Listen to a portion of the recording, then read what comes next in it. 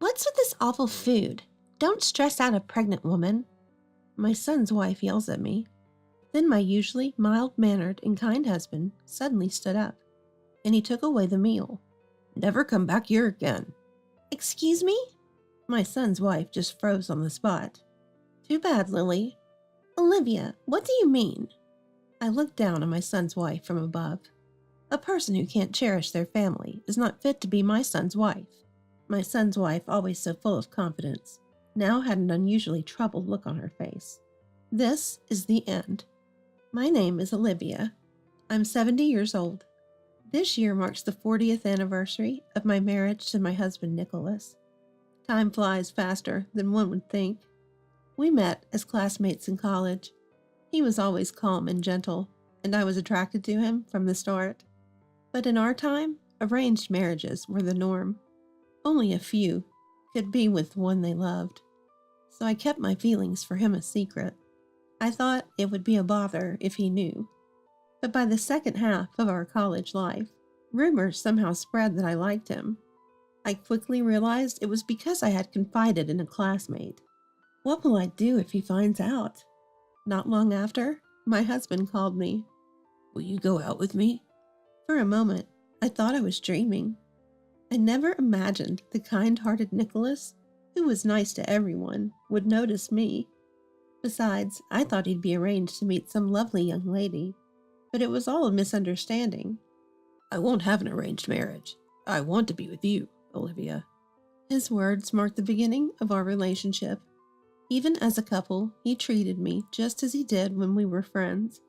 He was so thoughtful that he even gifted me trips on my birthdays. Am I really worthy of this much happiness? I was grateful to the classmate who shared my feelings.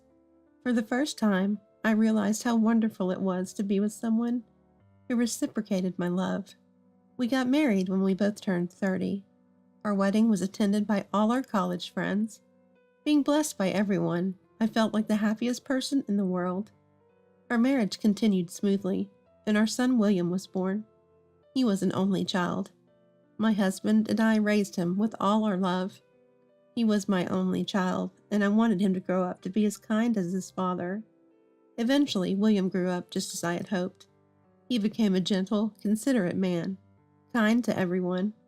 Even as an adult and working professional, he continued living at home. At that time, most of his peers were living independently, which made me worry about his future. I hoped he would marry and have a happy family, but I wondered if he felt the same. Of course, if he preferred staying with us, that was fine too. I knew we had to respect his decisions. My husband, ever so kind, chose to watch and wait. It's William's choice. He didn't interfere much. William continued to live with us until he turned 40. He was serious about his work. On his days off, he prioritized family and always took care of us. Maybe it's fine to stay together as a family. I began to think that way. Just the three of us living peacefully might be enough. But then, my son made an announcement. I'm getting married. We were surprised by his sudden news. Congratulations! Thanks, Dad and Mom. I'll work hard to build a family like yours. Be happy. I wondered what kind of person my son's wife would be. I looked forward to meeting her. Her parents would also be there at the introduction. Finally, the day arrived. Nice to meet you. My son's wife's name was Lily. She was tall and had a cool demeanor. The in-laws, on the other hand, were both smiling and seemed kind. We're looking forward to being a family. They greeted us with a smile, making us smile too. I thought we could get along well with them. That's when it happened. William's parents are like grandparents, huh? My son's wife suddenly interjected. What are you saying? The in-law scolded my son's wife. Well, I just thought they'd be younger. Y'all are old too. Initially, it seemed the in-laws were older than us. So isn't that an inappropriate way to talk to parents who raised you? I struggled to contain my anger. My son and his wife decided to live together in an apartment. For the first time, I felt a sense of loneliness, being apart from my son. But this is the happiness my son, now over 40, has finally found. I decided to quietly watch over him. That's what I thought. However, our peaceful life was soon to be disrupted.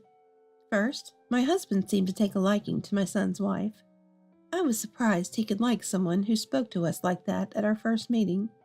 When I asked him, "It's better to have someone who speaks their mind clearly," he said.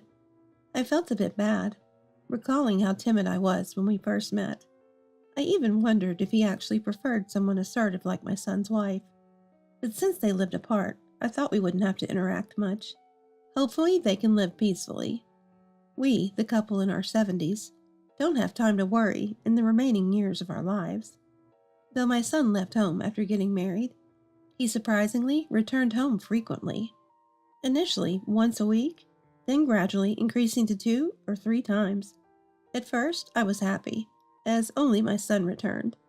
He would bring food and even help clean the house. Despite being busy with his own home, he cared for us, which was heartwarming.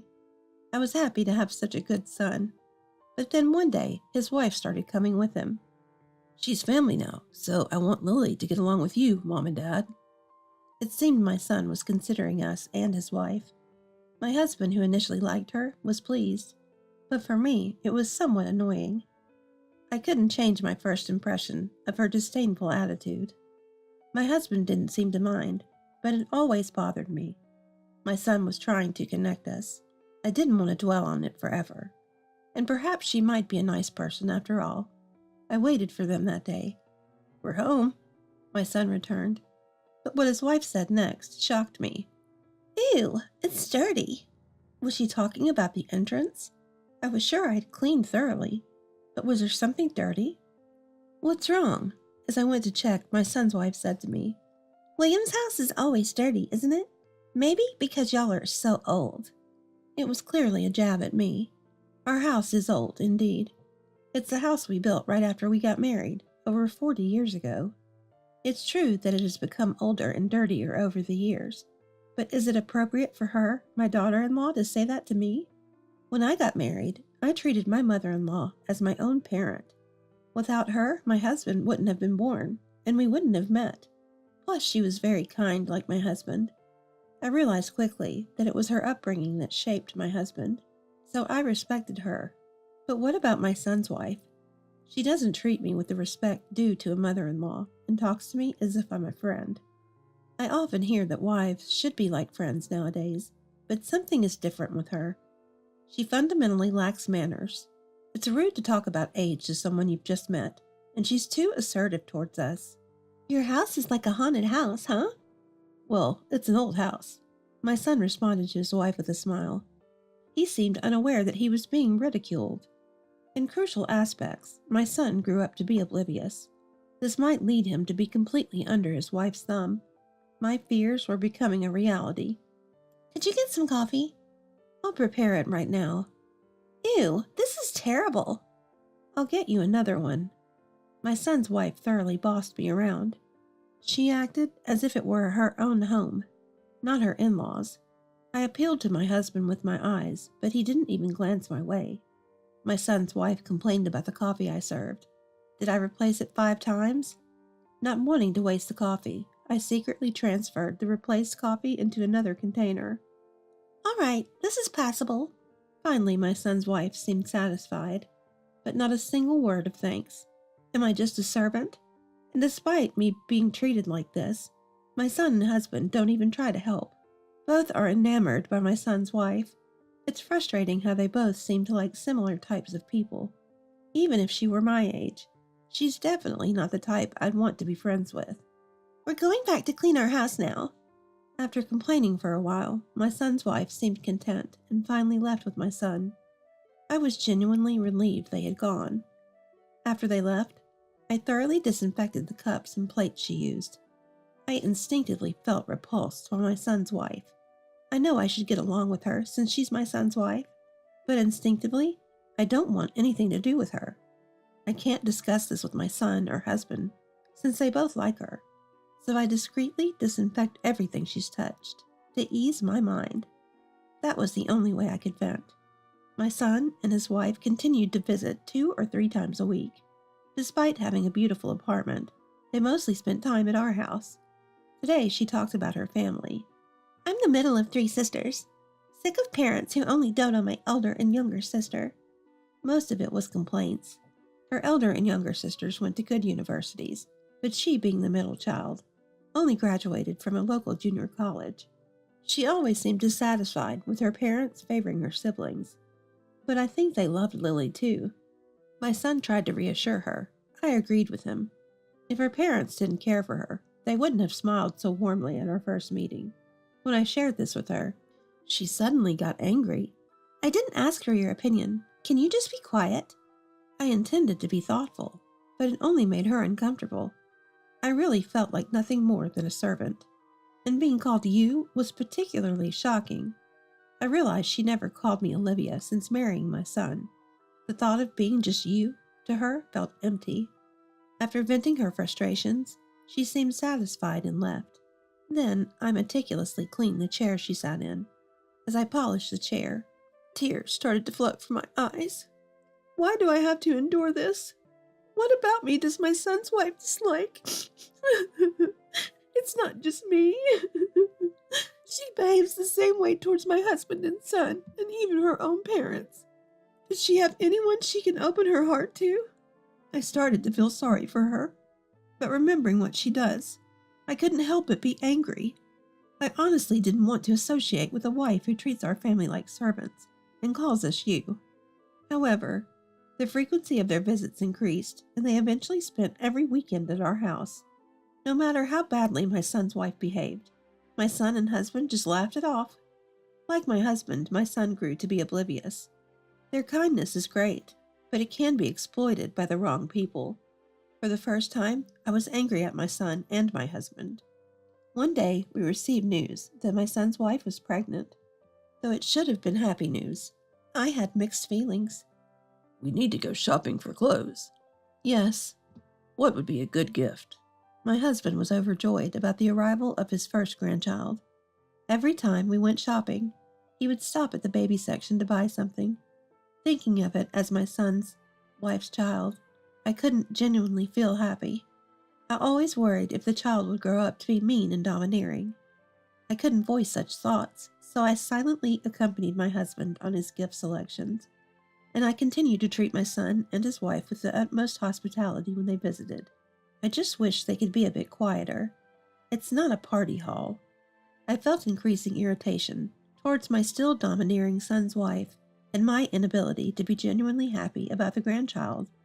Then an incident occurred. Olivia suddenly came to our house to give birth. Of course, I hadn't heard anything about this. My son was carrying a lot of his wife's luggage. Pregnant women need to eat nutritious food. In the sudden turn of events, I prepared a meal using what I had. It turned out delicious. I then took it to my son's wife. She still had a stern expression as she tasted the food. Ugh! She spat out the food immediately. What's this awful food? Don't stress out a pregnant woman. I didn't mean to. I was shocked to be spoken to like that, even though my cooking didn't suit her taste. I had tried my best, considering she was close to giving birth, but then an unexpected person appeared. My usually gentle and kind husband suddenly stood up and took away the dishes. What happened? I was surprised by my husband's sudden action. He looked coldly at my son's wife and said, "Never come back here." My son's wife was stunned. She probably never expected to be spoken to like that. My husband had always been very kind to her.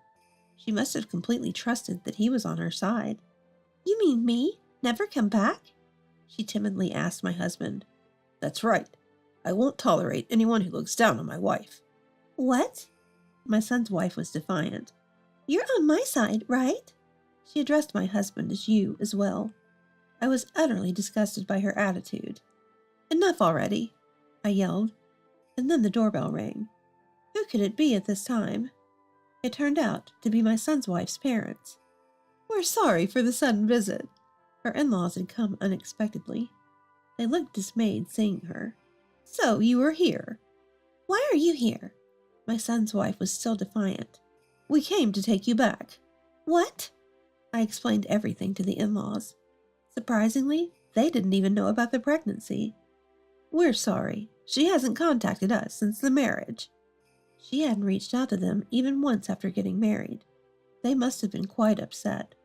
Her parents seemed regretful, admitting they might have favored the other sisters.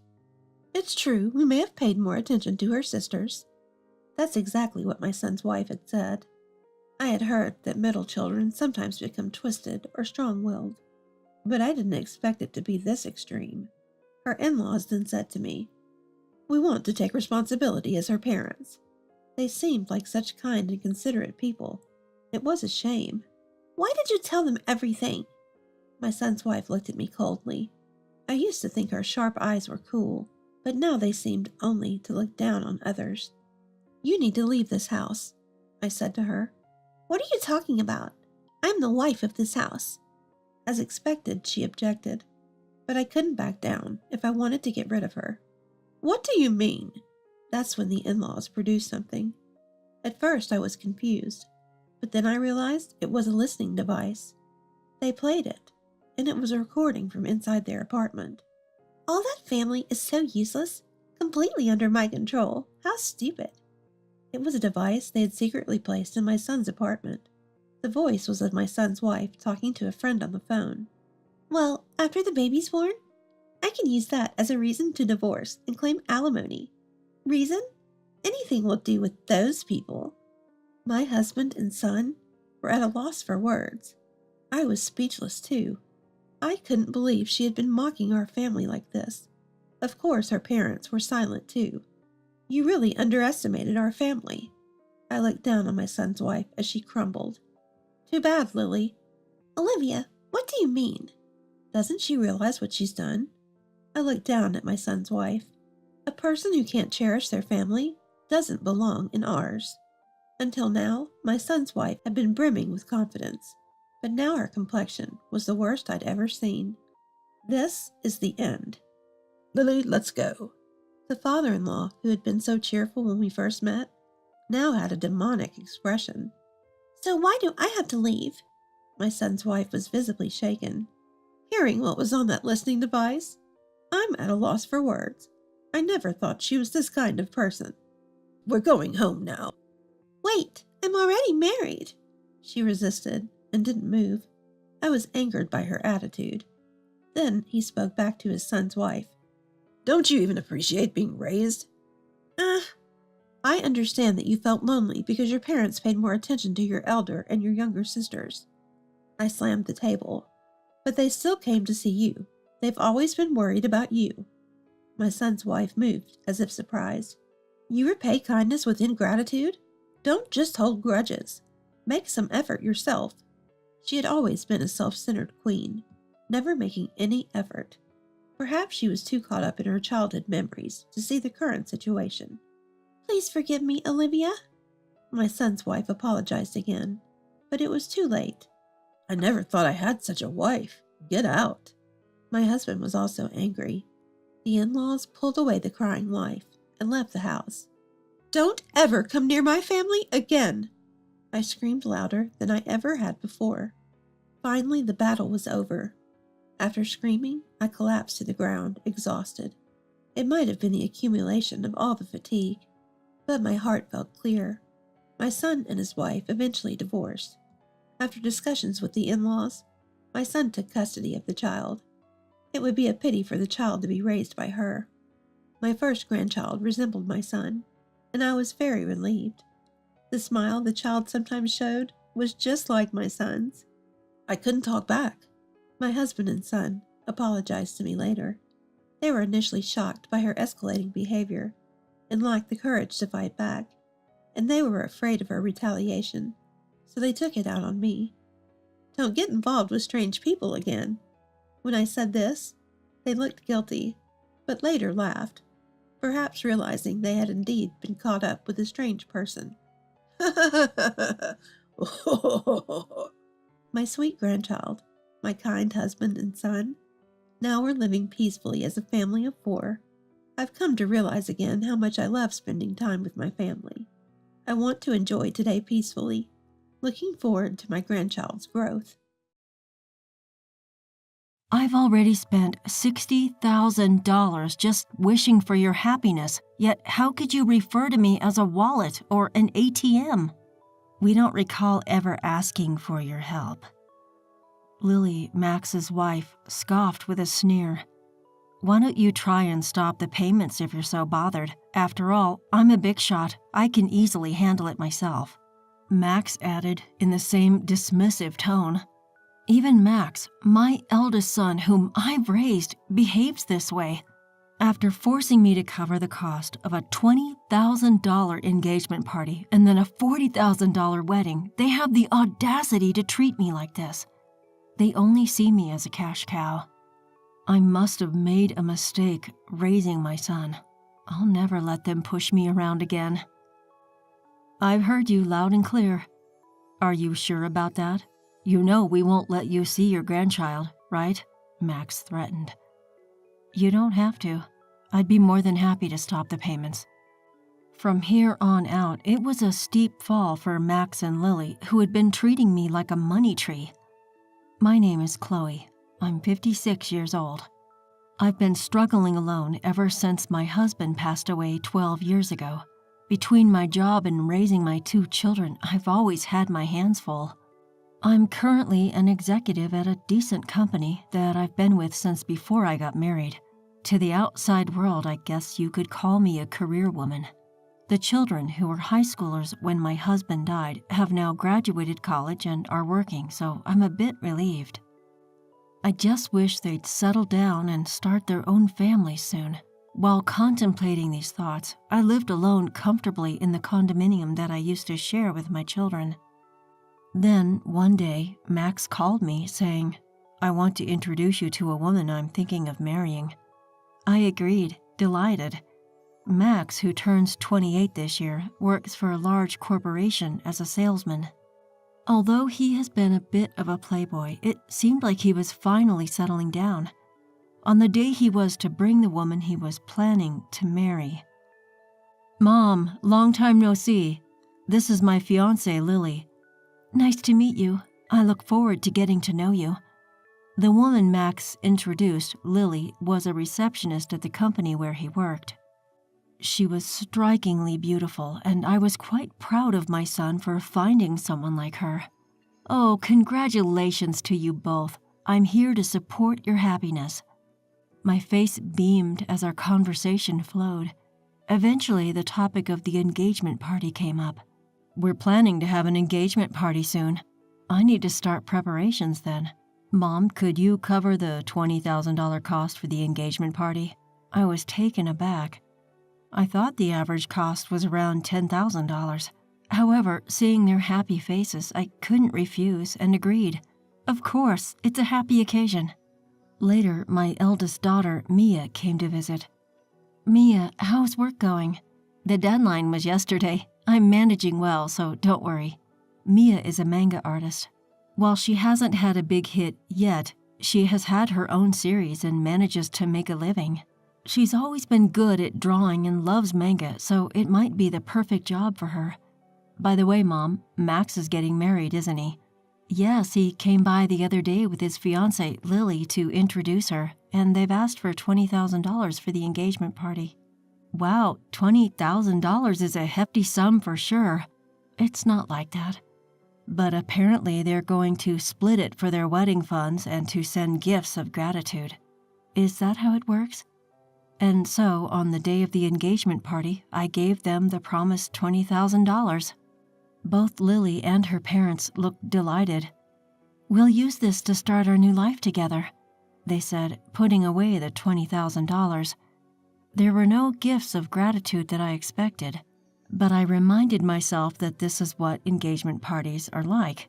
As long as they could have a happy marriage, it was okay. But a few days later, Max dropped a bombshell. "I want a grand wedding with lots of company and connections invited, maybe around 250 people." That sounds wonderful. "And with that, Mom, I'd like to ask you to cover the upfront cost of the wedding." What? I have to pay? I was under the impression that weddings were funded by the couple themselves. "I'm counting on you, Mom. It's pretty standard for parents to pay for the wedding." But didn't I give a lot of money for the engagement party? "Lily's parents are frail and can't contribute, and I'll give you back the wedding gift." Reluctantly, I opened the bill Max had brought. To my shock, the amount was $40,000. The idea of this much upfront cost made my head spin. How large a wedding were they planning? Wait a minute, isn't this a bit too much? Why not have a wedding within your means?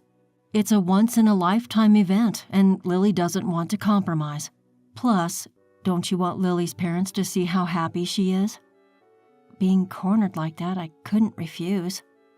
All right, it's indeed a joyous, once-in-a-lifetime occasion.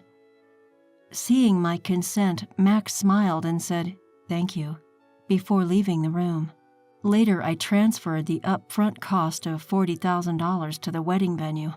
It was hard to use the money I had been saving for my retirement, but I told myself it was for my child's happiness. Then, 2 months later, on the wedding day, the wedding venue was more luxurious than I had expected. Mia and I had arrived early in the morning to change into our dresses and get our hair done. When I was about to knock on the bride and groom's dressing room door, I overheard their conversation. "I can't believe we're able to have such a lavish wedding thanks to Mom." "Absolutely, and she gave us $20,000 for the engagement party. I even managed to buy a new bag. What a great wallet." "More like an ATM. Let's keep withdrawing from it." "Max, that's mean." Stunned, Mia and I continued to listen. Lily gleefully says, "If we ask her, she'll probably cover the rest of the wedding costs, right?" "Of course she will. Leave it to me." "Then let's use the wedding gift for a honeymoon trip to Hawaii. And of course, we'll take my parents along. How about buying a high-rise apartment for our new home?" "That sounds perfect. Let's get my mother to cover the cost. She does have the money, after all." The hand I raised to knock on the door was trembling. Mia held my shoulder and led me away from the door. Breathing slowly, I took Mia's hand that rested on my shoulder and said, "Mia, there's something I need you to look into when the ceremony starts." "Of course, Mom. Leave it to me." And so Max and Lily's wedding began. Their vows in the chapel, the toast at the start of the reception. All I could think about was the conversation the two of them had earlier. "Presenting the groom's mother, Chloe." Even as the MC introduced me and the spotlight fell on me, all I could muster was a bow. Mia, who'd been making the rounds toasting, came back. "Mom, I checked with Lily's relatives. Both of her parents are perfectly healthy." I knew it. "That's horrible. We need to confront them. I'll be right there with you." As Mia said this, it was time for the first wardrobe change.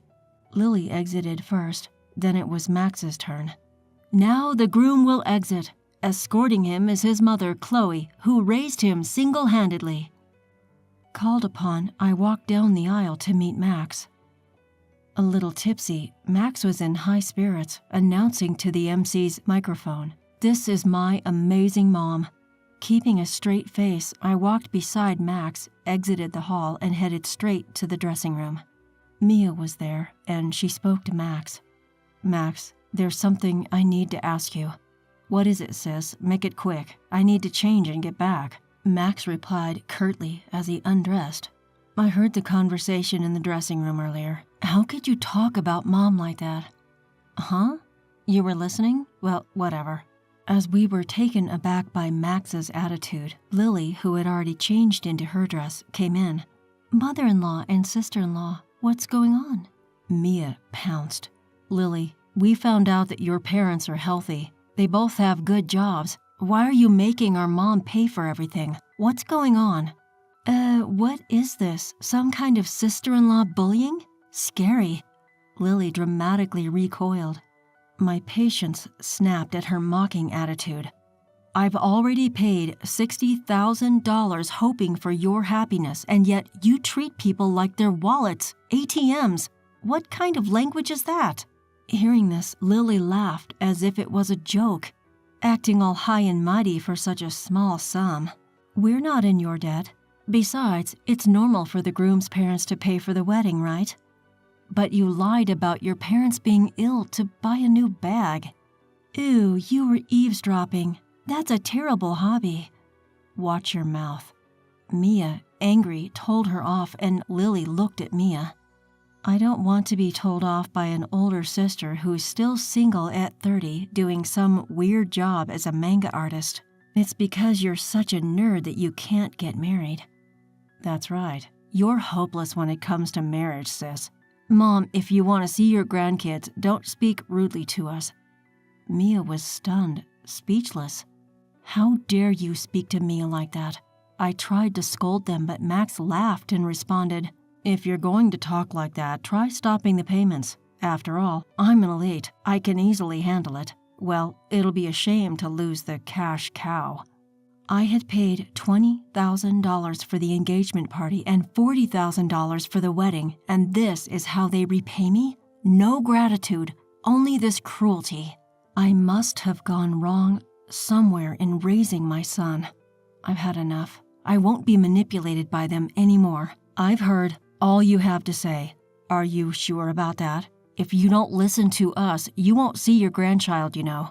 Max threatened, but I firmly responded. That's fine. You don't need to bring them over. I'll gladly stop the payments. Max and Lily just stared at me, stunned. I'm severing our ties here. I wish you all the best. With that, I took Mia's hand and we left the venue. The joyous noise of the reception was still audible as we departed. A month later, as Mia and I were enjoying some tea at home, the intercom rang with a shrill tone. Oh, Mom, it's Max. What should we do? Let him in, dear. Max, whom I hadn't seen in a month, looked remarkably worn and tired. Why the sudden visit, Max? Mom, you must have received the bill for the wedding venue by now. Why haven't you paid? Huh? Oh, the bill for the remaining balance? It was $45,000, right? It arrived, but I have no obligation to pay it. Don't be like that. In the end, we didn't receive many wedding gifts and couldn't pay the bill, so now we're in debt.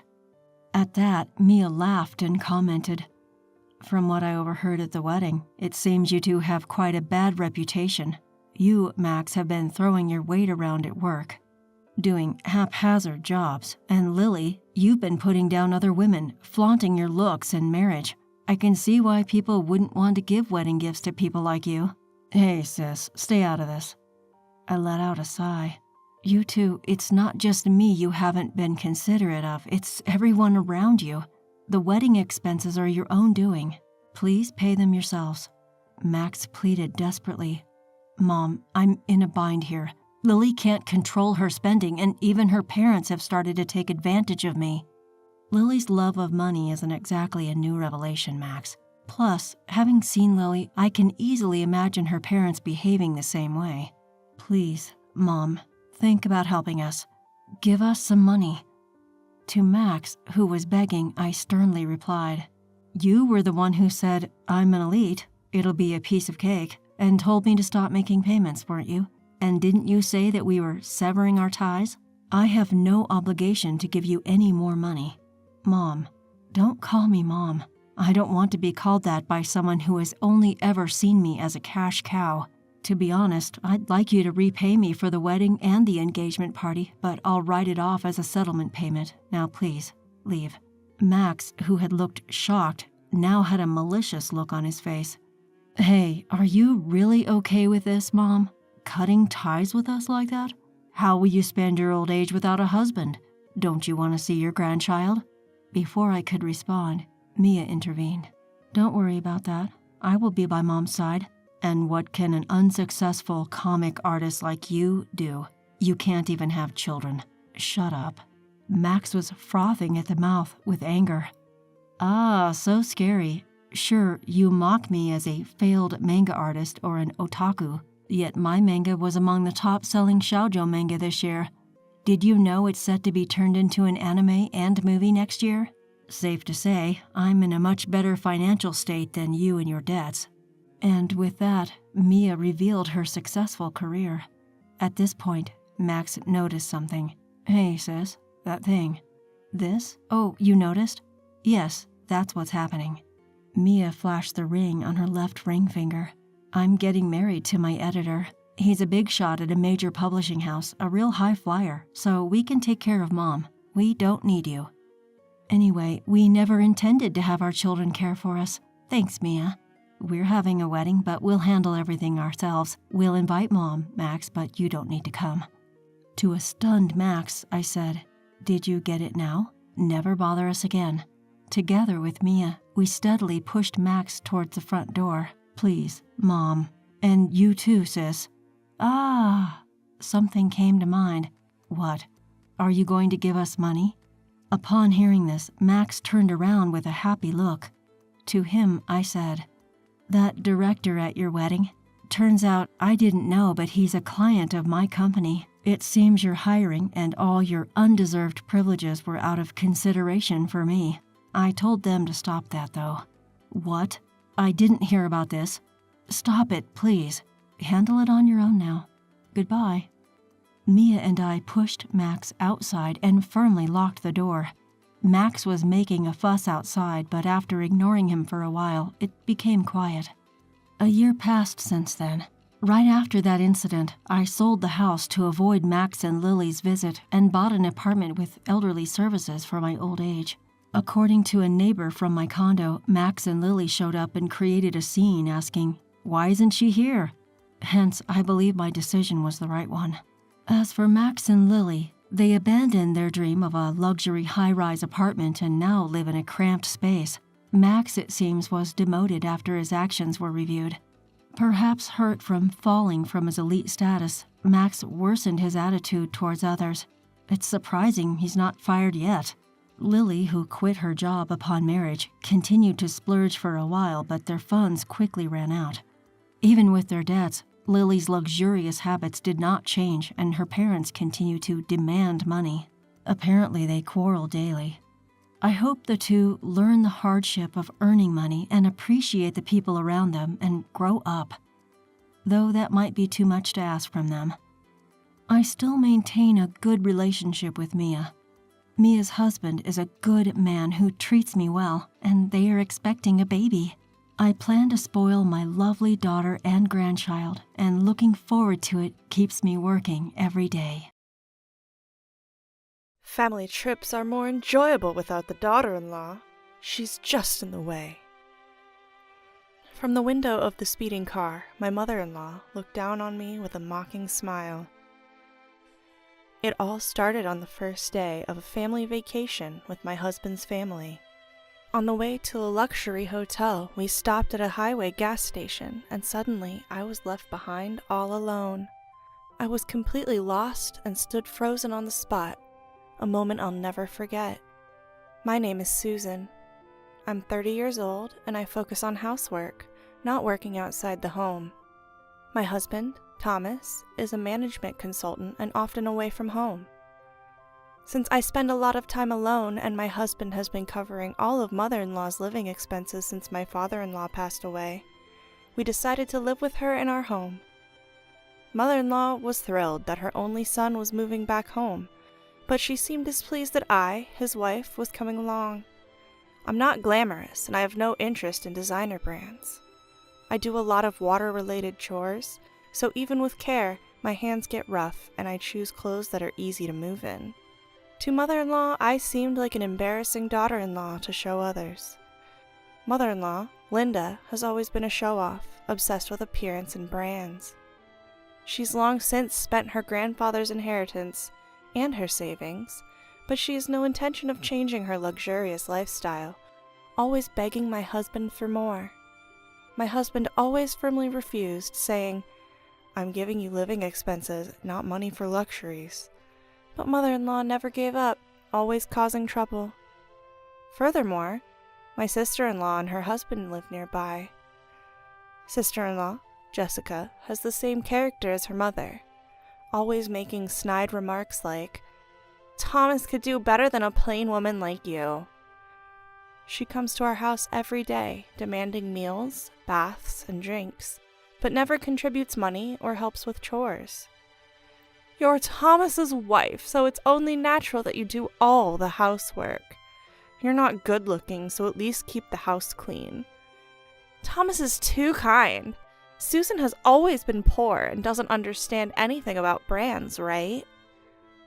Yet mother-in-law would tell my husband, I do all the housework myself, and sister-in-law would claim.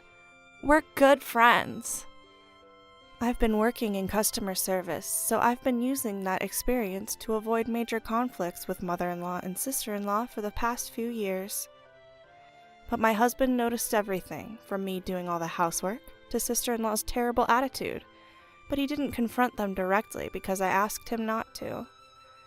I wanted to avoid a complete breakdown with my husband's family, no matter what they did to me.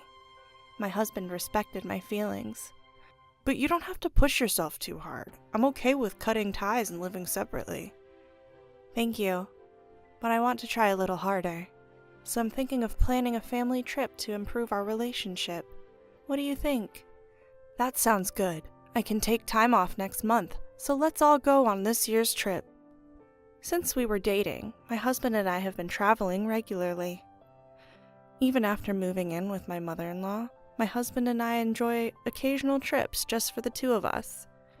But once mother-in-law and my sister-in-law realized we were staying at luxury and famous hotels, they insisted on coming along. You two are so heartless, going on luxurious trips without us. From now on, take us with you and make sure it's extravagant. Because they were so persistent, I told them that this time we had booked a luxurious hotel for the whole family, including sister-in-law's husband. Mother-in-law and sister-in-law were thrilled. But just before the trip, my husband's work made it impossible for him to join us. I thought about postponing the trip, but mother-in-law had already bragged to the neighbors about the souvenirs, so she insisted we couldn't change the plans now. Reluctantly, I agreed to go with the four of us, excluding my husband. On the day, I put mother-in-law and sister-in-law's luggage in the trunk, and since there was no room left, I carried my travel bag inside the car. Throughout the drive, mother-in-law and sister-in-law kept making snide remarks from the back seat. Feeling fed up, I glanced at the empty passenger seat where only my travel bag sat, and I began to feel a little uneasy without my husband. Even as I drove onto the highway, mother-in-law's complaints never stopped. You're driving so slowly. Are you just careless because Thomas isn't here? Really? There was an accident today, so... You're just good at making excuses. You must have deceived Thomas the same way. I didn't deceive anyone. If only slow Susan weren't here, this trip would be more fun. Right, Mom? Yes, indeed. Eventually, as we were about to arrive at yet another gas station, sister-in-law surprisingly suggested, "Let my husband drive the rest of the way. You must be tired, Susan." Having been forced to prepare mother-in-law's luggage and clean the house before our early departure, I was exhausted and agreed. "Susan, could you buy drinks for everyone?" As I got out of the car to switch drivers, mother-in-law gave me a friendly smile, unlike her usual self. Sure, that's fine. Mother-in-law and sister-in-law were unusually kind. Maybe they want to improve our relationship just like I do. That's good. I felt relieved and was about to walk away from the car when suddenly the engine started. And mother-in-law threw my luggage out of the car. Then mother-in-law yelled at me with a big smile. "Family trips are more enjoyable without the daughter-in-law. You're just in the way." I stood there, watching the car drive away, leaving me and my travel bag behind. I was completely lost and stood still for a moment. I will never forget the words mother-in-law said to me at that moment. Finally, I realized that no matter how much I did for mother-in-law and sister-in-law, it was all in vain. Reaching for my travel bag left in the parking space, my vision suddenly blurred. Surprised, I ran to the restroom, covering my eyes with a hand towel, and tears began to flow uncontrollably. I don't remember how long I was there, but I noticed a call on my mobile phone and checked the message. It was from my husband, who had finished work early, expressing concern about the trip with mother-in-law and the others. While I was reading the message, my husband called. "Thomas, I'm alone at a highway gas station right now." "What? What happened?" Hearing his voice, I couldn't help but cry again. He patiently listened to my explanation without rushing me. I'm really sorry that Mom and the others did this to you. I'll come pick you up right away. I'm sorry this happened. Why are you apologizing, Susan? Because I wanted to get along with your precious family, and I couldn't. I want you to tell me how you really feel. Do you still want to try to make things work with Mom and the others? Right now, I can only think that it's too difficult. I see. I'm sorry for what my family did. I'll handle the separation and everything else with Mom and the others. But is it okay for you to leave your feelings as they are? My feelings? You've been holding back for me all this time, haven't you? Thinking back, I realized that I had always been holding back. But I had been angry with my unreasonable mother-in-law and insensitive sister-in-law all this time. Yes, I can't be with those people. I absolutely hate it. Expressing the anger I had been suppressing felt surprisingly refreshing. You can do whatever you want from now on, Susan. I'll take care of the rest. I understand. No matter what happens, I won't let them anymore. I made that firm resolution. A few hours later, my husband came to pick me up at the gas station. Being with him made me naturally smile, and I realized how calmly and happily we could spend time together, even though we were traveling the same distance. I couldn't help but grin a little, even though I felt bad for my worried husband. Thanks to his thoughtful care, I was able to rest well when we got home. The next day, my husband made a surprising proposal. I've narrowed down the options for our new home to places near Susan's parents' house. What? What's going on all of a sudden? I want to make sure we're not bothered by Mom and the others, so let's finish moving during the 3 days of the trip. Will it be difficult for you to move, Susan? My careful and planned husband would never do something so sudden. I felt that he was quite angry inside, but he had a lovely smile for me. I'm all for moving. Let's get started right away. We quickly found a new home and moving company, and we were able to move without any problems. During this time, I received several emails from mother-in-law and the others. We're having the best trip without you. The hotel is luxurious and wonderful. Make sure it's at this level next time. Dinner was the most extravagant and delicious ever. It's even more fun without seeing Susan's ugly face. Traveling with just the family is so much more relaxing. The jacuzzi is amazing. Their enjoyment of the luxurious time at the high-end hotel came through clearly. Enjoy it while you can. I was looking forward to what would happen next. At around 10 a.m. on the checkout day, as expected, I received a call from mother-in-law. Susan, what's going on? What do you mean? They told me the accommodation fee is for $100,000 if the young lady isn't there. It's completely different from what you told us at first. It's only natural that the regular accommodation fee applies since I booked it through my connections and I'm not there. What do you mean? That hotel is run by my relatives. What? That's why we were able to stay at a special rate. Well, I didn't know that. By the way, all the hotels we've stayed at on our trips were run by those relatives, so we were able to stay at a discount. Susan, you've never told us that before. Thomas told me to keep quiet about it because if Linda and the others found out, they'd demand it be free. What's that? Anyway, the accommodation fee is correct, so please pay it yourself. Wait a minute, I can't pay $100,000. I didn't go on the trip, so I can't pay for you all. Don't say that, do something, we're family, right? You said the wife of your son isn't family, didn't you? You all enjoyed yourselves as a family, so please pay as a family. Goodbye. I ignored mother-in-law, who was still yelling on the other end of the phone, and hung up, feeling refreshed. In the end, mother-in-law and the others borrowed money from a shady source to pay for the accommodation or something like that. Furthermore, when they returned home, they couldn't get living expenses from my husband or me since we had moved, and they ended up fighting and parting ways with sister-in-law's family. Sister-in-law's family also deteriorated their relationship and divorced. Sister-in-law, abandoned by her husband and without income, looked for work in the nightlife, but seemed to have trouble finding employment due to her bad personality.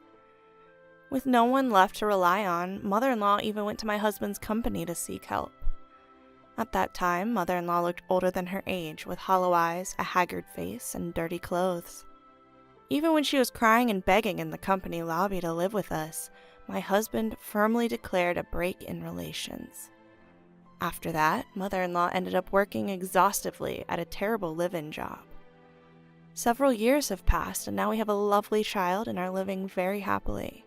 We are planning to stay at that luxury hotel we couldn't go to before, just the three of us, as a family. The hotel owner's relative invited us because they want to meet our child.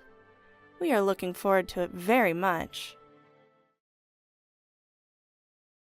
One day, I came home to find my room completely empty. What the heck is going on? Behind me, I heard a triumphant voice from my sister-in-law. Childless, unproductive old woman like you can do nothing but stand in my way.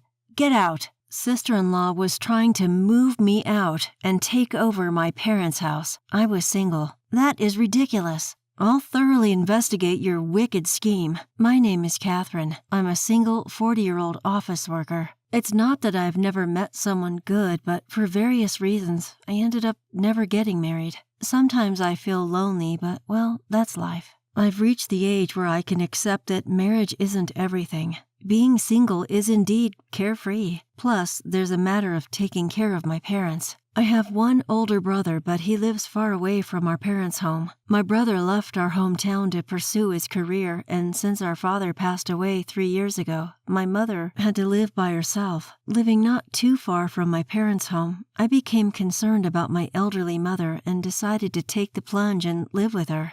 Now it's just the two of us, 2 women, enjoying our peaceful days.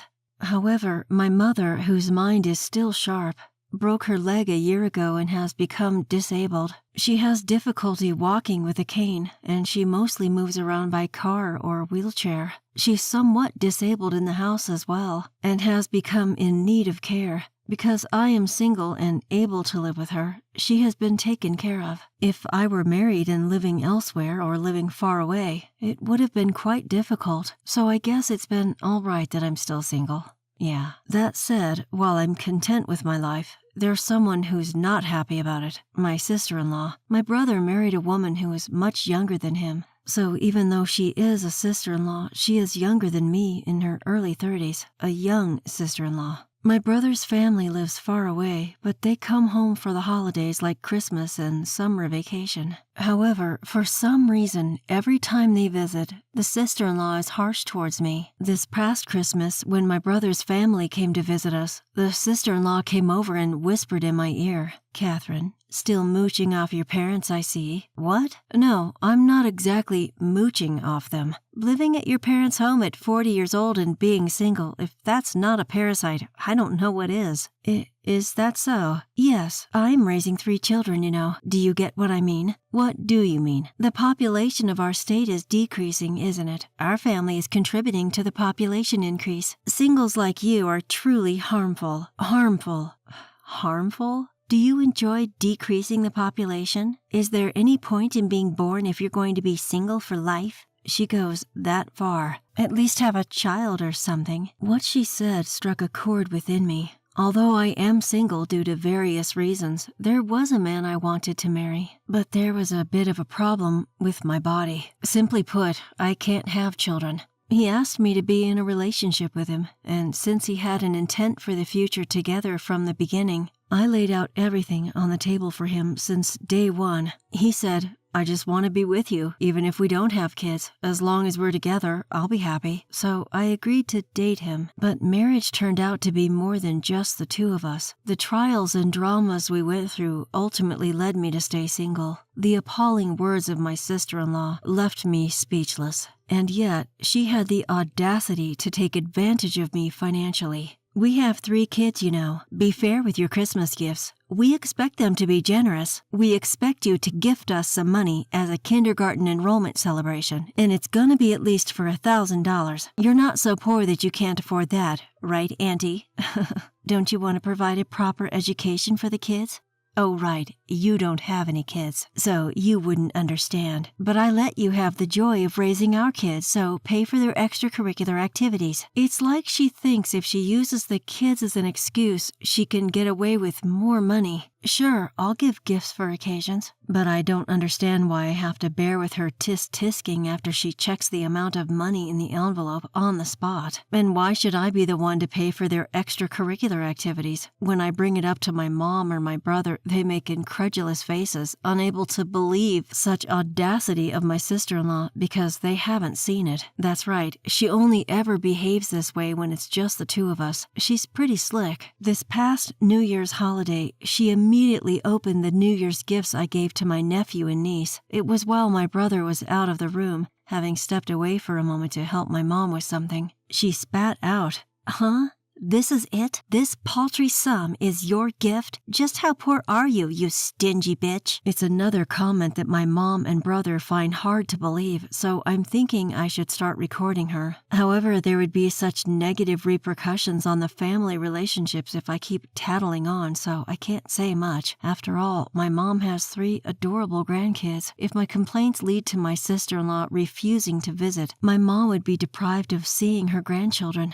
That would be too sad for my mom, so I just need to be quiet. If I can just dismiss her harsh remarks, everything will settle down. That's what I thought, until the situation completely changed one day. It was a weekday when my sister came over. It was during the week, so my brother was at work and I was working from home. My mom was at a senior daycare center. The kids were at the daycare and they were going to their maternal grandparents straight after. My sister-in-law was visiting me alone. I was wondering why she was here on such an unusual day. Then she got right down to business. "You know, I've been thinking that we should move in here." Excuse me? Talk about a bolt from the blue. What on earth is she trying to say? You mean move in? That's what I said. We've been thinking of moving in here. Who's we? Our family. Where exactly? Don't make me repeat myself. Into this house. Why? Because I'm pregnant with our 4th child. What? In my brother's family, they already have 3 kids. The oldest is in early elementary school, the middle one is a kindergartner, and the youngest just started preschool. Even though they already have 3 kids,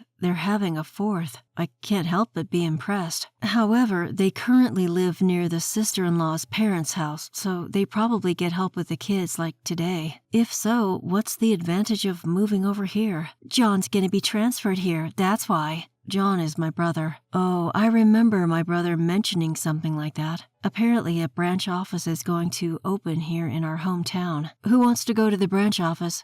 Me. Apparently he volunteered for the position quite willingly. I wonder why the personnel decisions can be made so casually. Is it okay with you, sis? I mean, wouldn't it be better to stay closer to your parents' place? My parents are still working, so I really can't rely on them too much. They start to frown if I ask too often, saying stuff like, "Ask your husband first," or "Don't make children assuming you can depend on your parents." It'd be hard to mention that we were having a 4th, right? That's your business. How would I know? I can understand her parents' perspective. According to my brother, when he comes home from work, he does the cleaning, the laundry, and even prepares dinner. My sister-in-law confirmed that that is true. Even though he must be tired from work, my brother has always been very considerate of his wife and has helped as much as possible. It could be because of this that my brother seemed tired whenever I saw him from time to time. Still, isn't having another child a bit too reckless? Yet, life is a gift. It's a happy event, and I have no intention of saying, why not just stop having kids? But why are they planning on moving in with us? I must have looked puzzled. My sister-in-law continued. It's a hassle to deal with my parents, and where we live now is just too remote from everything and too inconvenient. So instead of letting John live and work by himself here, we thought it would be nice for all of us to move in. Well, there are a lot of daycares for kids here, right? So, Catherine, could you please move out soon? Excuse me? Once again, I'm taken aback. What the heck is my sister-in-law saying, for God's sake? As far as moving in, let's discuss that with my mother and brother, but why should I be the one to move out? Think about it. We're going to be a family of 6 soon, right? That's true. So isn't this house going to be too small? Well, that's true. Well, I suppose so. That's why I'm telling you to get out. No, I don't understand what you mean. Having 6 in the family is a lot, but it's not impossible for 8 of us to live together, including my mom and myself. Of course, when the kids grow up, it's impossible for all of them to live in an individual room, but I didn't think there was any point in worrying that far ahead. My sister-in-law, annoyed by my increasing confusion, raised her voice. I mean, come on. You're in the way. You, an old woman, can't even have kids. For our sake, get out. What? Oh, and don't move too far away, okay? You're still going to have to look after our kids. What? After ranting, she added, get out of here soon, and then went home. This needs a family meeting, yeah. That night, I told my mom about what Susan had said and called my brother. My brother told me that he'd arrange a separate house for his family. Sure, I've been traveling a lot for work, and I think it's been tough on Susan. That's why we were living near her parents' home in good old Nebraska. But is she really so bothered by the countryside? On the other end of the phone, my brother sounded confused. There was still something that was perplexing, but her idea of moving into our home was temporarily dropped. Well, that was supposed to be the case. One day, after a stretch of working from home, I went into the office for the first time in a while. My mom was away from home, staying overnight at the daycare. Exhausted from work, I came home to get stunned. What? My room? Everything's gone. Believe it or not, my room was empty. All of my belongings were gone. What is this? What's going on? This was undeniably my own home, yet my room was missing. To be precise, my stuff was missing. Where are all my favorite things? I threw them away. All of them. I was screaming in shock when a sudden voice came from behind me, making my heart skip a beat. When I turned around, there was Susan. Susan, what are you doing here so late? Shut up, you'll wake the kids. What? The 3 kids are here? Until the beds arrive tomorrow, they're sleeping on the living room couch. I rushed into the living room where my nephews and niece were sound asleep. What's going on? Looking at me, completely stunned and at a loss for words, Susan laughed and said, You wouldn't leave the house, so I had to resort to drastic measures. I'm not leaving. I've already talked to my brother about this. Do you think you can just do whatever you want? Don't you have any idea how many people you're inconveniencing? Who's the one doing whatever they want here? I'm the one inconvenienced. I really wanted to get those words out of my mouth, but I held my tongue because the kids were asleep. My sister-in-law, Susan, ignores my considerations and loudly declares, Who cares what your mother or brother says? If you move out and our family moves in, those 2 wouldn't oppose this idea for sure. What happened to my stuff? I had a junk removal service take it all away. No way. Did she really throw out all of my precious things, including my photo albums? This is unbelievable. Come on, if you understand, then get out. Wait, no arguing. I tried to resist, but she's younger and stronger than me. Overpowered, I was thrown out of the house, right there. It was at night, and making a fuss wouldn't do me any good. She ignored the doorbells and the phone calls as well. With no other choice, I spent the night at a no-frills hotel. The next day, I took a day off from work and rushed home. As I was about to unlock the door and enter the house, Susan came out faster. Susan, I tried to contact my brother but couldn't reach him. Let's talk anyway. My husband is on a long business trip abroad. The time difference makes it hard to get in touch with him, you know. I was about to leave, so make sure you look after my kids. Susan! Leaving me in shock, she left quickly. She was all dressed up and everything. With no other choice, I looked after the 3 kids and had a bitter expression when I welcomed my mom home in the evening. Mom, isn't this a bit much? Yes, it's a bit much to ignore John's opinions and be so forceful. Leaving the 3 kids and going out is unbelievable. If she wanted to leave the kids with someone, her own parents would be the best option. Yes, what are the real benefits of living here? Speaking of which, she went out quite dressed up. Really? There might be a clue in that. Agreeing with my mother's words, I immediately requested an investigation from a private detective. A month later, I now live in a 1-bedroom apartment as a temporary residence, which I had to find in a fluster. My room in my parents' house has been completely remodeled by Susan, and it's nowhere near what it used to be. John was furious, saying, Don't do as you please, but she seemed to argue that once they moved in, it'd be their place. And she also seemed to say things like, "You're often away from work, aren't you? I thought it'd be nice for the family to stay together, so I came along. Raising children is really hard. It's just natural to live together with your family and get help from them." When he mentioned that my mother was in need of care, she responded, "Catherine is there, isn't she? She's just at home all the time. She must have a lot of free time." I'm not sitting around. I'm actually working from home. But Susan seems adamant about not letting me back into the house. Don't you dare think you can get away with this bullshit forever. We're gonna have a talk. With that assertive statement from my brother, a family meeting was held today. "Why so sudden? I'm pregnant. Let's wrap this up quickly, okay?" Susan grumbled as she rubbed her still not visibly pregnant belly. Ignoring her, my brother, Mom, Susan, and I, 4 adults, huddled together in the living room. By the way, we've left the kids at a weekend daycare. First off, Susan, please apologize for disposing of my belongings without my permission. At my words, Susan scoffed and said, "It's your own fault for not moving out sooner," without an ounce of hesitation. "People like you who can't even have kids should just live in a run-down apartment." Yes, it's true that I can't have kids, but I was living together for Mom's sake. "But your mother-in-law would be happier living with her grandkids than with you," Susan said, looking at my mom. My mom replied, "Of course I'd be happy to live with my grandkids," but hearing this, Susan smirked triumphantly. "See? Did you hear that? It's much more meaningful for us to live together than an unproductive person like you." But, ignoring Susan's words, Mom continued, "If they were my real grandchildren." "Huh?" Susan was dumbfounded, not understanding my mom's words. At that moment, my brother presented a large envelope. "What is this?" "The result of your affair investigation." My brother responded calmly. "Huh?" Susan seemed surprised and stared at my brother, who continued speaking, unflustered. "You thought we wouldn't find out, didn't you?" What are you talking about? I didn't cheat on you." "Really? So these pictures are photoshopped, huh?" In response to Susan's denial, my brother spread several pictures on the table. In them, wait, no. There were photos of Susan flirting with a guy. "I thought it was strange when you forced us to move away from our parents who help with the kids to move in here." "But the city is more convenient, isn't it?" "But you're not even using any childcare services and pushing the childcare onto Catherine, aren't you?" "Well, I need a break too."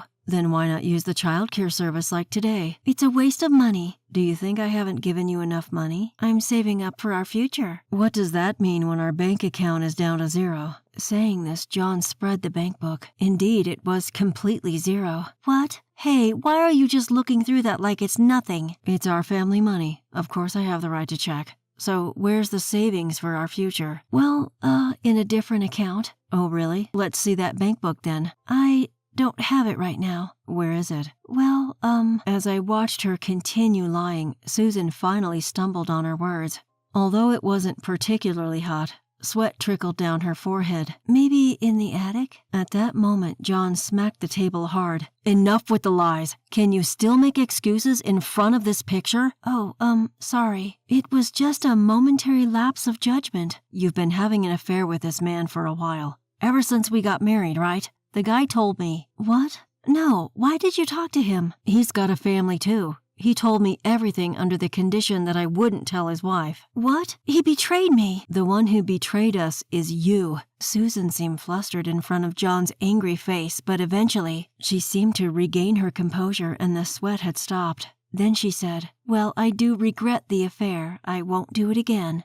"Of course not." "But I think it's better not to divorce. It's better for the kids to be with their mother, and more importantly, I'm carrying a new life in my womb. You don't want to be apart from the child, do you?" Looking at me, Susan continued, "You can't expect grandchildren from a childless daughter, and if I take the kids and leave after the divorce, you'll never see your grandkids again. Is that what you want, mother-in-law?" Then she turned towards my mother. Seeing our silence, Susan laughed triumphantly. "See? Isn't a barren old woman just a nuisance? It's natural that she should leave." Susan stomped around, huffing and puffing. But then, something unexpected happened. Mother quietly said, "Well, you who are totally unproductive to me should also leave with your child." "Huh?" As she started to smile, puzzled by what she heard, John presented a document to her. "What's this? Huh? DNA test results? Negative?" What is this? It's a result of a DNA test between me and the kids. When did you? That ain't none of your business. Anyway, the results are as they are. All three, they aren't my kids. And here are the results with your affair partner. Confirmation, meaning they are indeed your kids. What? Huh? My kids ain't mine, meaning they're not my ma's grandchildren. They're complete strangers. No way. It ain't a lie. You knew it, didn't you? You knew, and you pulled a cuckoo move on me, didn't you? I didn't. That's what the other guy said. You said, it's sad that our children can't live together as a family, to him. Susan looked so pale, she might fall over at any moment. And then my mom gave the coup de grace. So you're a burden because you can't bear my son's children. Please pack up and leave with the kids and hurry. What? Are you going to throw us out into the street? Such young kids? You monster! It was then that Susan cried out, trying to elicit sympathy. The monster here is you. A different loud voice echoed through the room. Susan spun around and her eyes bulged.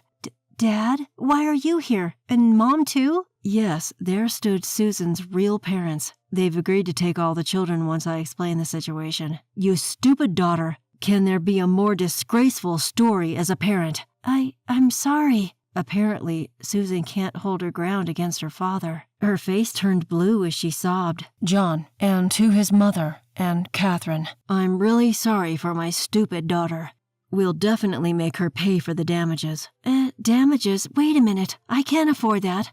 Are you going to pay for me, Dad? No way. I'll front you, but you're paying me back even if it takes you a lifetime. So, her father took Susan, who was seriously on the brink of tears, away without waiting for a reply. Her mom, who kept bowing deeply to us in apology, was quite memorable. Even though they're good parents, they raised such a daughter. Raising kids is tough, isn't it? I found myself musing about this in a rather carefree way. Then afterward, my brother John ended up getting a divorce without a hitch. The money for the alimony and what she had splurged on her infidelity was apparently paid off all at once by her parents. The kids were taken back to their grandparents' home. They had often been left there before, so it seems they're growing up just fine without any confusion. The kids didn't do anything wrong. John, who had always thought they were his real children, said this with a touch of sadness. There's no way you can accept it when you're suddenly told they're not yours. I'm hoping that one day John's emotional wounds will heal. 3 years later, John found a good match and had his real child. But that's another story. As for my brother's ex-wife, Susan, she gave birth to her 4th child, and sure enough, when she tested it for peace of mind, it wasn't John's child. Under strict supervision of her parents, she seems to have been working like mad from morning till night for a while, but she seemed to continue her relationship with her lover undeterred. In the end, her affair was also exposed to her lover's wife. After the huge fight, more alimony was incurred, and it seems she was kicked out of the house by her parents. No one knows what became of her after that. As for me, I'm living peaceful days while taking care of my mom, same as always. In fact, the personal items she disposed of were all retrieved on the same day by contacting the waste disposal company. On such a peaceful day, a familiar face appeared before me. It's been a while. The person smiling before me was the guy I once thought of marrying. I couldn't forget about you, and I have been single all this time. Even my parents finally gave in. They have a rather selfish reason. My brother got married and had a child. They told me I could do as I please about marriage. Caught off guard, he presented me with a ring. It may be too late, but I can't think of anyone but you. I want to help you take care of your mother, so could you please marry me? Unable to hold back, my face crumpled in tears. Without hesitation, I jumped into his arms, where he held me with a gentle smile. You just stay home all day, right? Tired from just cleaning? Why don't you try switching places with me and see the real struggle? Maybe I should divorce such a useless wife. Ugh, not this again. The way my husband treats me, a homemaker, is truly exhausting. My name is Jennifer. I'm a 34-year-old woman. I married David, my coworker, 2 years ago after a workplace romance. Back then, I planned to continue working after marriage. But David said, I'll work hard outside. You take care of the home. That's my ideal. Men work outside, women protect the home. I naively agreed. I quit my job to become a full-time homemaker, influenced by David's perspective. I used to be easily swayed by others' opinions. Above all, I deeply loved David. So, I followed whatever he said without questioning. I guess I was blinded by love. If only I had stood my ground and not quit my job. Maybe things wouldn't have turned out this way. That's what I still believe. People think homemakers just laze around at home all day. But in reality, it's not like that. Cleaning, laundry, neighborhood meetings, they all consume more time than one might think. Doing all these tasks daily by myself is honestly tough. Employees get weekends off, but homemakers don't. So, on Sundays when David's home, I'd ask, "Hey, I'm a bit busy. Could you help clean the bathroom?" But he'd instantly get grumpy. Seriously? I work every day to provide, and now you want me to work at home too? Who do you think provides the meals?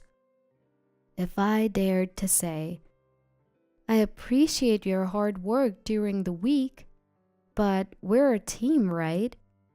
Can't you help out a bit on your days off?" David would snap back. Stop bossing me around. You think you can survive on your own, just being a homemaker? Want a divorce? David immediately snapped. Who do you think you are? Just because you're home all day doesn't mean you can boss me around. Want me to divorce you? Think you, just a housewife, can survive on your own? Shockingly, he threatened divorce. I was at a loss for words. Maybe I shouldn't have reacted the way I did. From then on, every time I said something, David would end with, "If you don't like it, let's divorce." It felt like he was using that phrase to control me. Even though I used to work, I had retired and become a housewife. The idea of divorce that David kept bringing up was terrifying. If he really divorced me, how would I survive? What about income? Where would I live? For me, a housewife, nothing was scarier than the thought of divorce. What scared me the most was David himself. He used to be so kind. How did he change so much after we got married? Did I make a mistake in judging him? I deeply regretted marrying David. Lately, as soon as David comes home, he'd say, "Isn't it obvious you should greet me at the door when I, the breadwinner, come home? Who do you think pays for everything here?" Yes, David earns the money, but I take care of everything at home. We're supposed to be partners, not in a master-servant relationship. It's supposed to be an equal relationship. Yet, David seems to believe he's superior. He looks down on me, thinking he's above. At first, I thought maybe he was venting work frustrations on me. So I kept quiet. But over time, David began to act like he was always right. And every day was like this. After his lecture, David carelessly throws his suit all over the place and changes into casual clothes. I pick them up and toss them into the washing machine. This is a daily routine. Even after eating the dinner I prepared, he complains. Is this all you can cook? I work hard for you. And this is the meal I come home to? Where's your gratitude? I've grown tired of dealing with David's constant complaints. Despite David not earning a high salary, I manage our finances, saving for our future children, leaving little room for extra expenses. Still, I always try to prepare healthy meals, using nutritious ingredients and cutting down on salt. Yet, he still finds reasons to complain. I felt like everything I did was being negated, and my self-confidence dwindled day by day. On top of that, he demands $500 a month for his personal expenses. If I gave him that much, our finances would be in the red. At first, I used some of my savings to cover the expenses, but that wasn't sustainable. So, I tapped into my connections and started a remote job that I could do from home. Of course, I didn't tell David. You see, a while back I had mentioned, "Hey, things are a bit tight with our finances. I was thinking of getting a part-time job. Is that okay?" To which he snapped. What? Are you saying I don't earn enough? You probably just want extra cash to splurge, right? You should just stick to taking care of the house. Knowing David, I was sure that if I earned, he'd just take more for his personal expenses. So, I decided to work remotely without telling David. The money I earned went towards our living expenses and savings for the future. A former colleague introduced me to his remote job. I would log into the company system and handle administrative tasks, mainly settling travel expenses claimed by employees. Having experience from my previous job, the work wasn't challenging. More than that, being home all day, this remote job gave me a sense of purpose. It felt rewarding. Then, one day, after juggling remote work and household chores, I was exhausted. I decided to take a short break and lay down on the sofa. That was a mistake. I unintentionally fell asleep and was awakened by David in the evening. It was already night. Of course, dinner wasn't ready, and neither was the bathroom. David, seeing this, sighed and said, What were you doing all day? Lounging around? Neglecting the house? I come home and you're just napping on the sofa. Seriously, homemakers are just leeches. Usually I wouldn't react to David's words, but that day I was tired, so I snapped back. What's your problem? I just happened to fall asleep today. Stop making it sound like I do nothing all day. David, not expecting a retort, turned red with anger. You're defying me? I'm the head of this household. How dare you speak to me in that tone? If you're going to be defiant, leave this house. Well, maybe I will. I've been waiting to take some time for myself anyway. It was a classic case of tit for tat. I quickly packed some essentials and headed to a nearby hotel. The look of shock on David's face as I left was priceless. He probably never imagined I'd actually leave. In the past, I would have just been bewildered if David told me to leave. But now, things were different. After all, I had my remote job as a source of income. Being confined to the house and only doing household chores This job became my only connection to the outside world.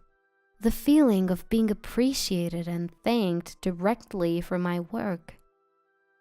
Seeing my efforts being rewarded with a paycheck. Having never received gratitude from David for all the housework, this job had become a significant part of my life. Thanks to my remote job, I gained confidence and strength. Maybe some time apart would be good for both of us. With that thought, I lived in the hotel for about a week. During that time, I continued my remote work from the hotel and even uncovered some fraudulent activities by an employee. Then, one day, my phone rang. It was David. I was thinking it might be time for me to return home. So I hoped this call would be the perfect opportunity. When I answered, David said, Hey, isn't it about time you came back? You've had some time to reflect, right? Who does he think needs to reflect here? Even as I was at loss for words, David continued. You must be missing me, right? Life must be tough without me. If you apologize, I'll let you come back home.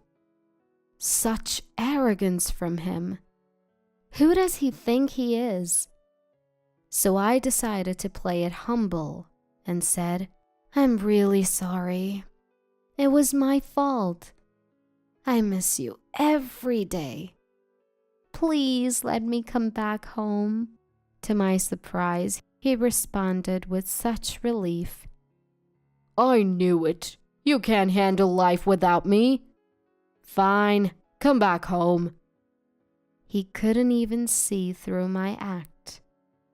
I was taken aback, but decided to return home with an innocent face. When I got back, the house was a complete mess.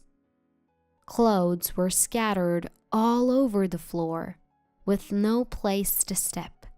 Trash overflowed from the bin, giving off a foul smell. Dirty dishes piled up in the sink. In just a week, he managed to turn the place upside down. I was almost impressed. I thought maybe he'd have cooled off in my absence. Maybe he'd have taken care of the house. All my maybes were shattered. He probably called me back because he couldn't handle the mess anymore. Not because he missed me or felt sorry. Realizing this, I was disappointed in David. I couldn't believe it had come to this. I was once again disappointed by David's carelessness. But in a way, I was grateful because it gave me the push I needed to do what I had planned for David without any hesitation. For about a month, I acted as if nothing was wrong at home. I cleaned up the mess David made and followed his every command, even when he complained. Then, the day of reckoning came. I executed the plan I had prepared and waited for David to come home. I didn't prepare dinner or even the bathroom. When David came home, he was angry that I hadn't greeted him at the door or prepared dinner. I simply apologized. I'm sorry, I was so busy today and couldn't get to it. Feeling empowered by my submissive attitude, David lashed out even more than usual, and then he said those words. You're just a parasite, you know. You can't earn money and can't even manage the house properly. I wonder what would happen to a woman like you if we divorced. Maybe I should just file for divorce, huh? I had been waiting for him to say that. The word divorce that David flaunted like a badge of honor. With a smile, I replied, You don't need to file. I've already prepared the divorce papers. David looked confused, so I showed him the actual divorce papers, already signed by me. All you need to do is sign. David started to panic. Of course, he never expected me to agree to a divorce. What? No. You'd be the one in trouble if we divorced, right? Don't worry. I'll be just fine. Haven't you noticed? Look around the house. Don't you see? David looked around frantically. Where's the TV? The fridge is gone too. What's going on? Oh, did you forget? I brought the TV and the fridge when we moved in. So, it's only natural that I take them with me when we divorce. I had everything I bought removed by professionals. Wait, you can't divorce me. How will you survive without my income? See, I sighed. Don't you get it? The person handling expense claims at your company, that's me. We never met face to face, only communicated through chat or email. So you never realized. Yes, I was working remotely for my former workplace, which is David's company. The old acquaintance I mentioned was a colleague from that company. I had been hired part-time on the condition of remote work. I used my maiden name as my family name and kept my first name. At first, I thought David might find out. But that was needless worry. For me, David had long forgotten my maiden name. I'll tell you one last thing. Your expense claims were clearly off compared to others. So I looked into it. I've already reported the results to our boss. The employee misconduct I discovered while at the hotel was none other than David. While handling David's expense reports, I found several suspicious claims. Claims for travel expenses, for supposed business trips and hotel stays. But as his wife, I knew David was home on those days. David was trying to embezzle money by claiming fake business trips. He probably thought he'd gotten away with it. But as his wife, it was clear to me he hadn't actually gone on those trips. So I cross-referenced his past claims with his actions on those days and investigated all his fraudulent claims. At first, I wondered if I could somehow brush it under the rug. But after a week in the hotel and hearing David's words over the phone and seeing the state of our home, I made up my mind. I'd be the one to end things with this man. I've already reported it to our boss, and I've asked for appropriate action to be taken. Tomorrow, when David goes to work, he'll be called into the boss's office and questioned severely. He was misusing company money after all. It's only right. Thank you for everything. I'll be happy on my own. Goodbye. My belongings have already been shipped to my new place. All that's left is for me to leave this house. Leaving a stunned David behind, I walked out of the house with a spring in my step.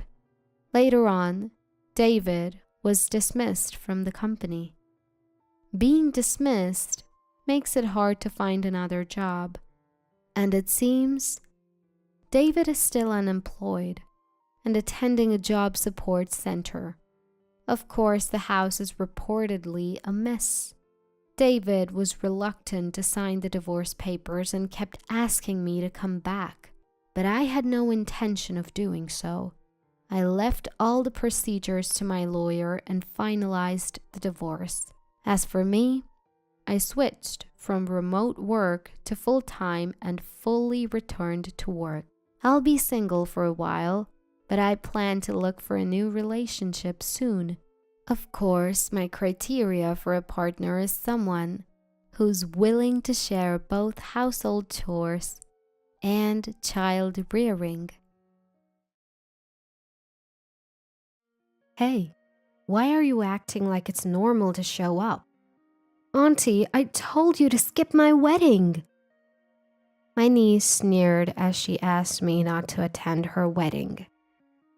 Ever since my brother passed away 11 years ago, I had raised her like she was my own daughter. But there was a reason she suddenly started hurting such harsh words at me. My name is Effie, and my brother, Jason, was 12 years older than me. Jason was a kind soul. When we were young, he'd hold my hand as we ran errands, help me practice riding my bicycle, and shower me with love. The year I entered middle school was also the year my beloved brother got married and moved out. I remember Jason and his wife's wedding being full of joy. I clapped so hard my palms ached. The following year, a baby girl was born to Jason and his wife, Mary. Being the youngest in the family, I was thrilled to have a little sister-like figure in my life. We named her Heidi, and I loved her as much as my brother had loved me. Even after Heidi was born, my brother and his wife continued to dote on me, and from middle school to high school, I frequently visited their home and spent time as a part of their family. While sitting at lunch one day, I thought to myself that I hadn't seen Heidi in a while. I was now 27 years old and working for a major fruit wholesale company, directly dealing with fruit farmers for various regions. I was not initially familiar with agriculture, but I learned a bit each day by listening to the voices of the producers, and I was now a leading staff among the employees, trusted with guiding my colleagues. One stormy day, I received sudden news that shocked me. That day, a typhoon was approaching, and we finished work a bit earlier than usual. Still, the weather outside was incredibly violent during my commute home, with gusts of wind so powerful they threatened to carry me away. It was on such a stormy day that my brother, under the orders of his boss, had been forced to go out on sales rounds. Jason was very earnest and hardworking. Even on that day, he was trying to make sales even in the adverse weather and didn't slack off. As he walked through the strong wind, a sign from a building fell and struck him directly. I heard about my brother's death, and I somehow managed to get my trembling legs to take me to the hospital. By the time I arrived, everyone was already there, and my parents were hunched over, crying silently. Seeing my parents crying and the painful sight of my brother, I couldn't help but shed tears, even though I still couldn't believe what had happened. Even though I understood the situation, the reality was too hard to accept. I sat next to my brother and cried. I noticed Mary and Heidi, Jason's wife and daughter, looking as if they were in a daze, not sobbing but simply staring blankly at the wall. Thinking it best to leave them be, I felt so sorry for them. From then on, we supported each other as a family even more than before. Mary, who is currently on leave from work, was a part-time worker within the scope of dependent support, and she will need a job in the future to sustain her life. My parents and I decided to support Heidi and Mary's future. including her reemployment with all our might. About a year after the funeral, Mary, who had returned to part-time work, decided to move because the rent was becoming too much for her current income. She had received compensation and workers' compensation insurance from Jason's company due to the accident at work, and of course, we agreed with Mary's prudent decision. But on the day of the move, when we went to help, we found only Heidi crying in the somewhat tidied room. Heidi, holding a letter that said her mother couldn't raise her on her own, was only 16 years old. It seemed that Mary had called us to help with the move to ensure her daughter was taken care of after she left. Reading the letter, I felt a tightness in my chest, wondering if Mary had been so anxious that she wanted to run away after Jason's death. From the contents of the letter and what Heidi told me, it seemed that Mary believed it would be better for Heidi to be raised by our family than by her, who was economically unstable. Although it said she was thinking of Heidi first, what she did was equivalent to abandoning her high school daughter. Of course, I was angry at Mary, and we even went to search for her at her parents' house. However, the people who came out of the house were a family we didn't know, and we learned that not only Mary, but also her parents had moved. We contacted Mary's relatives, but there was no family willing to live with Heidi, who was a high school student and had the prospect of significant expenses for college. As a result of our discussions, we decided to take care of Heidi in my house with the support of my parents. Despite the difficult times, Heidi smiled and said, "Effie, please take good care of me." And I hugged her tightly. 11 years have passed since then, and Heidi graduated from college and found a job at a local company. When she brought up a serious conversation, I felt the passage of time and nodded. "You're 27 now, after all." Seeing that, Heidi blushed a little and said, "Effie, I'm getting married." She met her boyfriend through a friend, and he was 1 year older than Heidi, and he seemed like a gentle and fine young man from the pictures. According to Heidi, he really cares about her, and although he is usually reliable, he can be a bit off at times, and she likes that part of him too. I was really happy and repeated congratulations so many times that Heidi was amazed. The man seems to be quite busy, and I haven't met him face to face yet.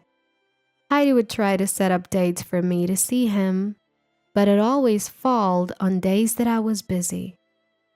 But in spite of her boyfriend's busy schedule, he actively participated in the wedding preparations, and Heidi seemed truly happy. When they shared with me that their ideal plan was beyond their budget, I remember my brother's wonderful wedding. I wanted Heidi to have the most memorable wedding, one that would make her happy for the rest of her life. I provided financial support as much as possible and looked forward to a ceremony filled with Heidi's dreams. On the long-awaited wedding day, as it was time to leave, I urged Heidi to prepare and made my final check on my belongings. I couldn't afford to make a mistake at my daughter's grand event, so I checked multiple times before finally setting off. As I followed Heidi down the hallway, I was already filled with so many emotions. Just the sight of her in her wedding dress was enough to make me tear up. I thought that both the groom and his parents, as well as my late brother in heaven, might laugh at me if they saw me crying so much. Still, I found these moments of contemplation to be a joy. Just as we got to the front door, Heidi turned around abruptly. She smiled gently at me and said, "Don't come, Auntie." "Huh?" "I'm telling you to not attend my wedding, Aunt Effie." I stared at Heidi, unable to comprehend what she had just told me. She burst out laughing at my confusion. "Why do you think you have the right to attend my wedding? No matter how much you did for me, to replace my mother, you're still my aunt, an outsider, right? There's no way I can introduce you as my mother to my guests." The words spoken by my niece, whom I had lived with and cherished for over 10 years, were shockingly hurtful. Indeed, I am not her biological mother. No matter how much time has passed, Heidi never called me her mom. The reality that to Heidi, her only mother was Mary, finally hit me again. I was left speechless by Heidi's words, which she uttered with a smile. There was a moment when I thought, despite having raised her this far, but I realized it was a one-sided and arrogant sentiment. It is indeed regrettable that I cannot witness my daughter's grand event. But if this is for Heidi's happiness, I will do as she says. Suppressing my feelings, I told her that I understood and gave her my blessings and decided to absent myself from the wedding. Several hours later, Heidi returned home while I was still recovering from the shock. She came into the living room laughing cheerfully, and to my surprise, behind her was Mary, who had disappeared 11 years ago. "Long time no see, Effie. You've aged a lot." Mary, who made quite a light-hearted entrance, extended her hand towards me the moment she saw my speechless face. "I'm sure you know that my daughter got married. Give us a gift. $10,000 will do. You'll be down to offer Heidi that amount, right, Auntie Effie?" Her red lipstick-clad mouth curled into a smirk. Heidi, standing next to Mary, echoed her mother's words with a similar smile. As they urged me to cough up the money quickly, the two started revealing a shocking truth. In fact, Mary's disappearance was a scheme to freely spend the insurance money and the funds from my brother's company. Mary, who had been working part-time and left the household finances to my brother, seemed to have completely changed after suddenly coming into a lot of money. Although she had never been poor, she became stingy about spending the money she had acquired, even on her daughter. Once she realized that she could control everything, her greed led her to use me, a single woman with a stable life, to raise Heidi so she could save on major expenses like college tuition. And terrifyingly, this all was a farce that Heidi was aware of. Only our family thought Mary had disappeared. She and Heidi were secretly contacting each other on their phones to prevent us from finding out, and they eventually started meeting once a month. When Heidi became a college student, her spending increased dramatically, and I heard she had started a part-time job, but in reality, she was receiving pocket money from Mary and hanging out.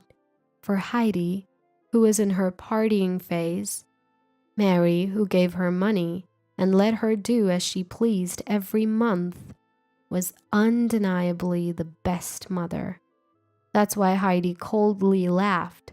She deliberately refused to call me mom, knowing how much I loved her as my daughter. After Mary finished revealing the truth about her disappearance. She laughed mockingly and said, "Oh, did you perhaps use up all your savings and can't afford a gift anymore?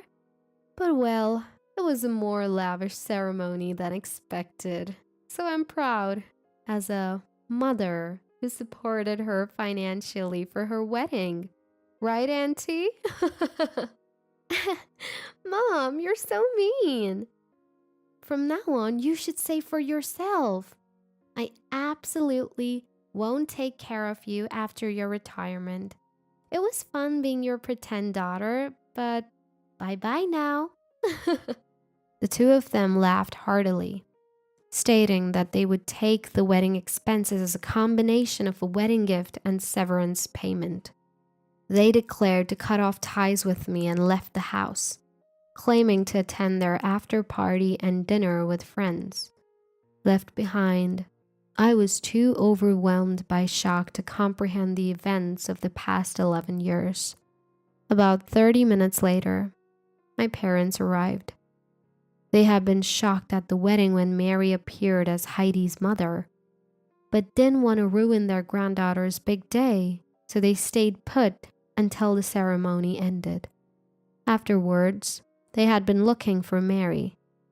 Unable to find her and unable to reach me, they decided to check on me at home. Seeing my parents, I broke down in tears. When I tearfully confessed everything about Heidi and Mary's scheme, my parents were furious. However, even if my parents wanted to talk directly, it seemed that Heidi had already switched off her phone and we couldn't reach her. We could have tried to locate Heidi through Jason's family, but we had raised Heidi because we wanted to. Confronting them would make us feel better because we never expected anything in return.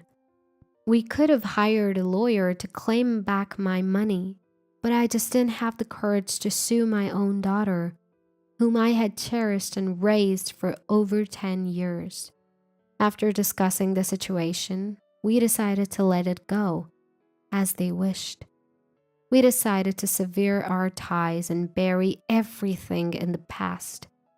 Once free from the situation, I took the bold step of resigning from the company I had been working for and started my own fruit wine manufacturing business. I used domestically produced fruit that could be sold due to irregular shapes or fruits that were partially damaged due to weather conditions to develop and produce my products. My new venture, which I started with the idea of reducing fruit waste while still working at my previous company, gradually gained support from not only farmers but also various supporters due to the growing concern about food waste. Though it was challenging as I embarked on this new journey, the connections I made during my corporate career helped me immensely, and I made steady progress.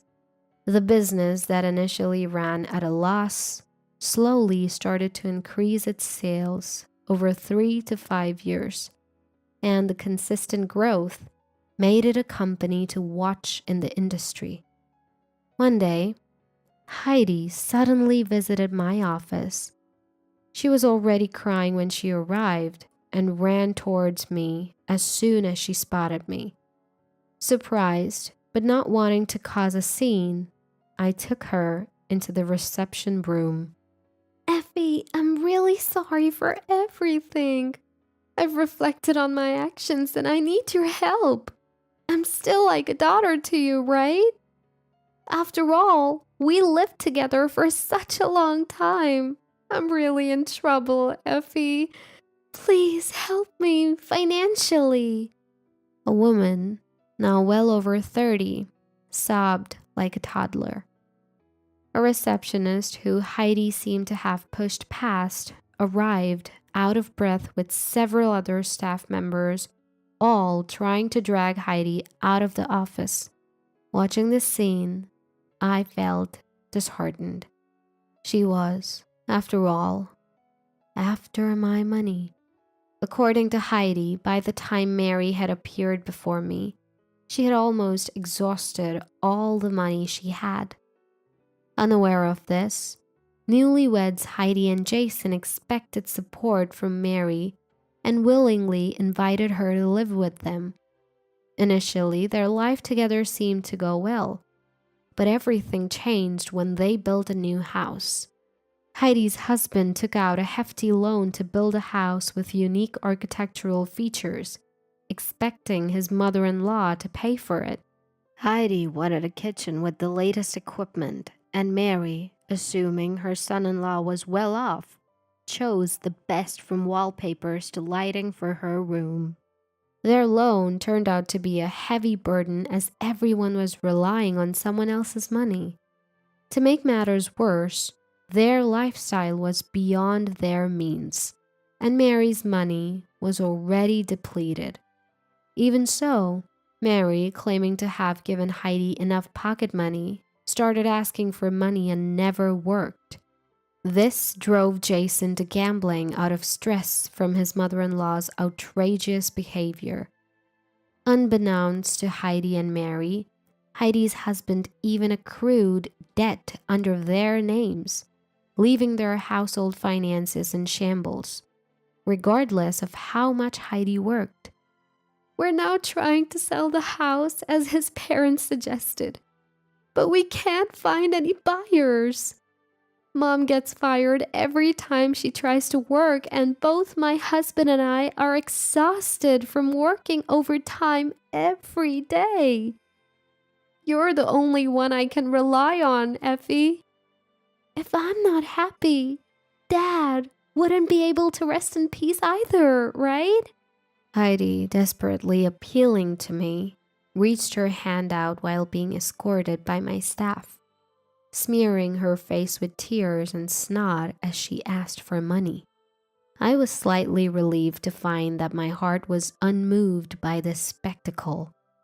The matter of this mother and daughter had firmly become a thing of the past in my mind. Finally, I broke my silence. "Do you have an appointment, ma'am?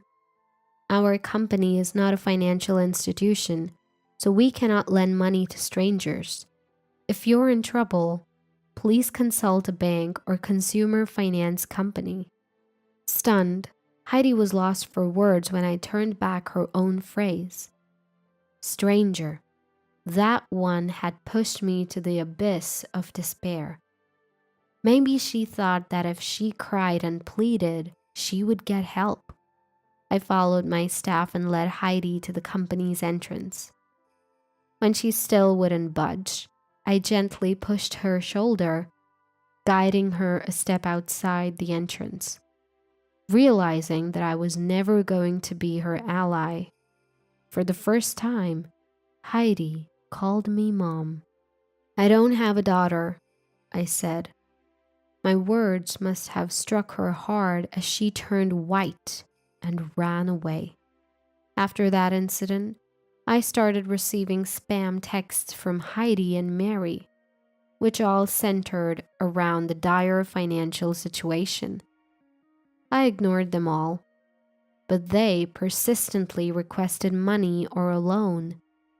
Seeing this, it's clear that they are struggling under a crushing debt. It would be a nuisance if they call my company's front desk, even if I block their calls. So I'm receiving a bunch of texts, but I have no intention of ever replying. If they ever send something to my company, I might sue them for business obstruction. Finally recovering, I've decided to move abroad to expand my business and study to make better wines. It seems I won't have to face those two for a while, and with anticipation for my new environment, I'm dedicating myself to work every day.